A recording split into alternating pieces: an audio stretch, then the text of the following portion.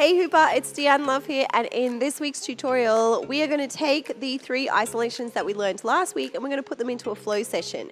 I'm going to mash them in between some other moves that I just use all of the time in my just general practice and flow. The moves that I love and that are in my body, they may or may not be in yours. So this might be like an Uber challenge for you, or it just might be a really fun flow. If you have not watched the 3 isolations that I taught last week or in last tutorial, then I will leave a link below for you. I am using the same hoop that I did in that tutorial, which is a 90 centimeter Poly Pro. You can use any size that feels really good for you, remembering that the smaller the hoop, the less space you have to isolate, and the bigger the hoop, generally it's going to be heavier. There are no on body like waist hooping or any of those movements in this flow session, so you can choose a hoop that feels right for you. First of all, I'm going to flow it through once and then I will break it down for you, so grab your hoop.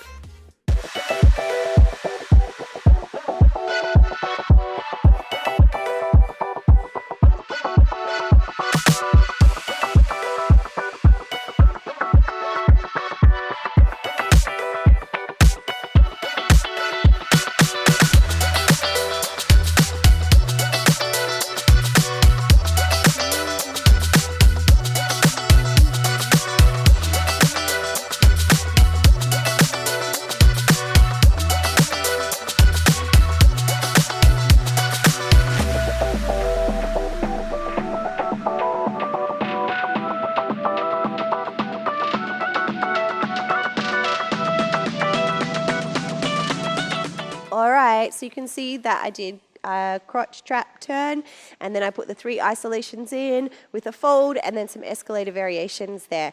And of course, as always, because there are so many variations that come up, they may come out of you being really deliberate and intentional about where you want to take the hoop, or sometimes they come from a mistake. It's totally fine to do this in your own style. However, I highly recommend that you follow along with me as I break it down, because it can disrupt some of the stuff that you're used to and create and spark new inspiration for you. So let's break it down. I'm going to take it through slow and talk through everything, and then I'll break it down even more, so keep coming along with me for all of the little troubleshooting tips, and then we'll flow it through. So first I put it over my head in a thumb 4-finger transition.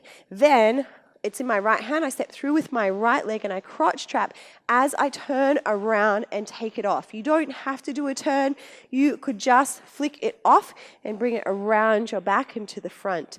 And whether you turn or not, this front position is really vital, because this is where we start our 3 isolation flow. My hands are down generally at about 6 o'clock. They don't have to be perfectly here. That's okay for you to start the next part of the flow. And that's a lot of the thing.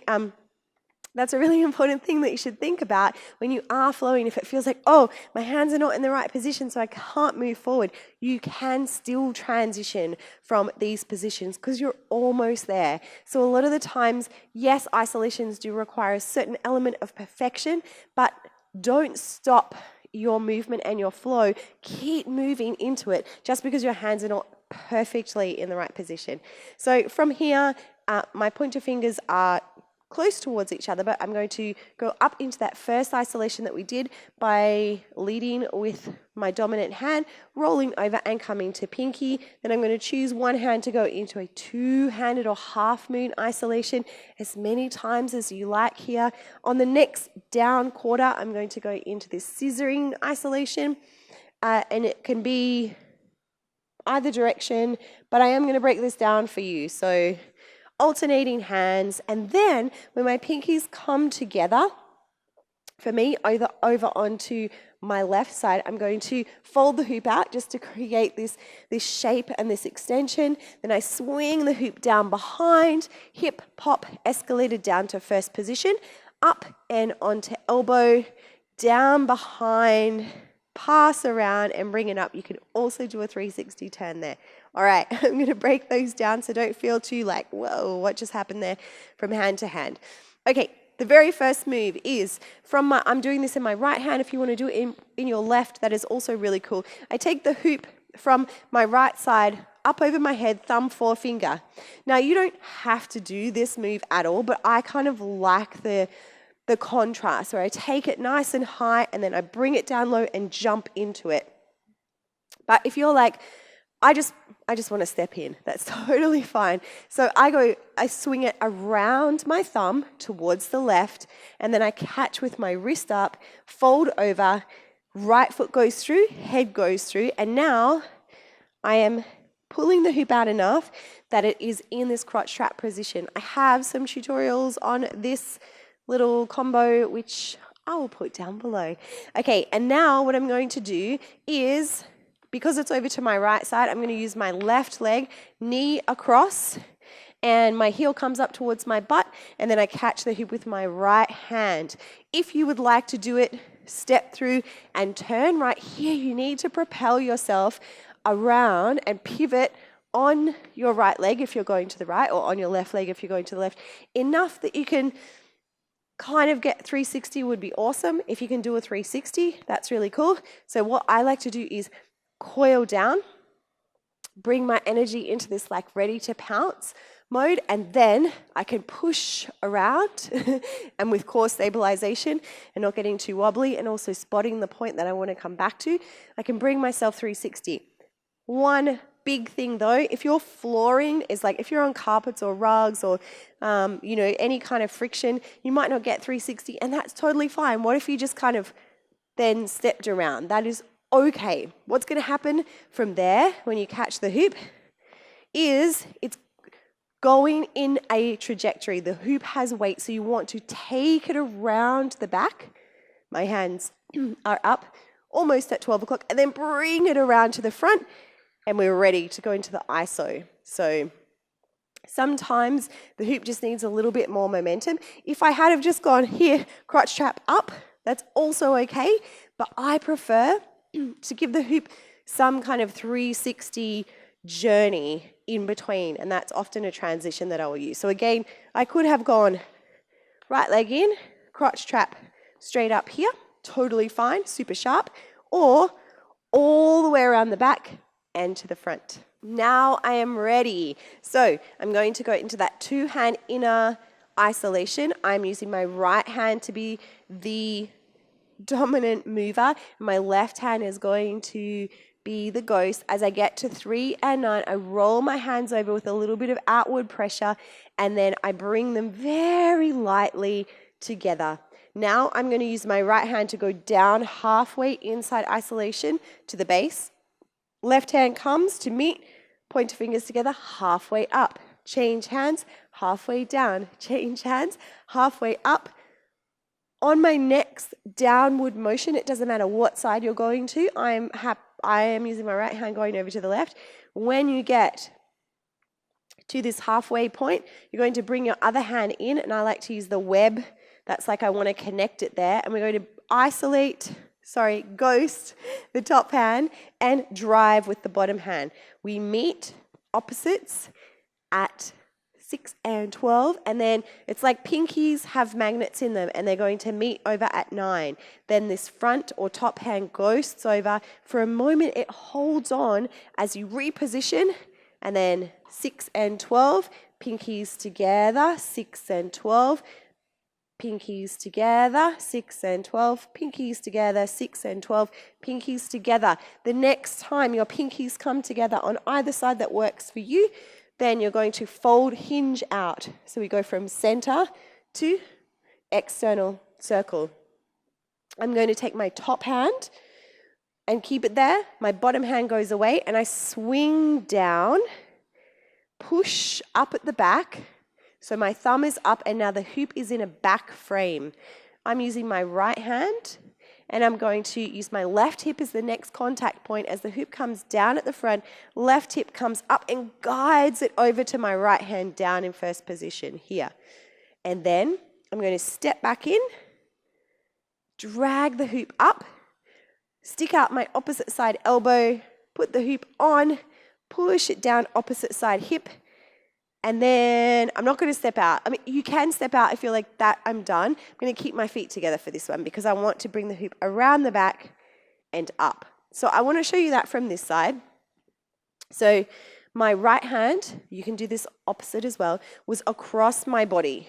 When I finished from the ghosting isolation, I went out and I went to pinky swings down in front. As I get outside on the right side, I swing and bend my elbow. So now my hoop is behind me, my thumb is up. Opposite side hip does the work to bring the hoop across. There's a balance that has to lock in here. Step out just for a moment, and then right wrist forward, step in, bring the hoop up and off, now onto the opposite elbow. So it's my left elbow, right hip. Step those feet together. I catch with my left hand, I catch with my right hand, and I bring the hoop up and off. So again, swing, hip, out, up, elbow, down, catch, catch, up. How's that feeling? It's okay if you need to break it down or go back over it again. I am going to show you from this side the whole flow through.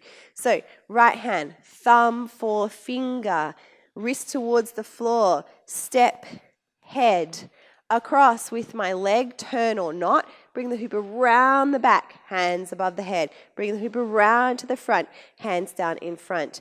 Two hand inner ghost isolation, pinkies together, right hand down if you choose, or left hand, the other way is totally fine. Pointers together, left hand up, pinkies together, down and up. As my right hand comes to the quarter mark, I bring my left on top, 6 and 12, pinkies together, 6 and 12, pinkies together, out, swing, up, hip, step out, right hand up, elbow, opposite side, hip, down and up. I have a tendency, you might have noticed there, when I do the elbow down, I put my leg across because it feels like it helps it get out of the way. You don't have to do that. It's just something that I have done. Also, because you can put a turn in there, just to add a little variation. As it comes down, I often like to just keep it contact point on my outside hand, and then my right foot is going to go over my left if it's on your left elbow. And at this point here, you can turn as you're bringing the hoop back up. So does that make sense? I'll show you from this side. As it goes on my elbow, my right foot goes across and bring it down and catch. There is a little like hip connection that you have to make there. You could still bring the hip up, that's totally fine, and then do the turn, or you can do the turn simultaneously just by pushing the hip out. Escalators are all about the contact points. Okay, let's see if we can do it one more time. Around the head, step, turn if you like, to the back, to the front, two hand isolation, half moon, up and down, two hand ghosting isolation, out, swing, hip, pop, out, up, elbow down, all the way behind and lift it off. Okay, how does that feel? Other things that you can start to bring in, I like to kind of jump through, so make it very dramatic, and really all that's happening, instead of just putting my leg through, I'm simply bringing tension down into the back leg, weight, and springing up just a little. So it's like up, and that also gives me a little bit of momentum around there. And we talked about you could also bring a turn into there. Another thing is when you're doing the ghosting isolations, you might like to do the body rolls as well, if that feels like it brings a little bit more challenge and or freedom into your hoop dance. Okay, I hope that you enjoyed this tutorial with those 3 isolations. If you didn't get a chance, or if this all just seemed a little bit too much, then please go back and check out some of my other tutorials. Have a little look around either on this YouTube channel. Make sure that you subscribe because it's totally free, and I love making these videos where you put so much work into them so that you can continue to expand and feel joy as a hooper. If you have any requests or any ideas or any feedback, please let me know down below. I'll also see you on Instagram at Deanne Love XO. Big hoop love from me to you. Mwah.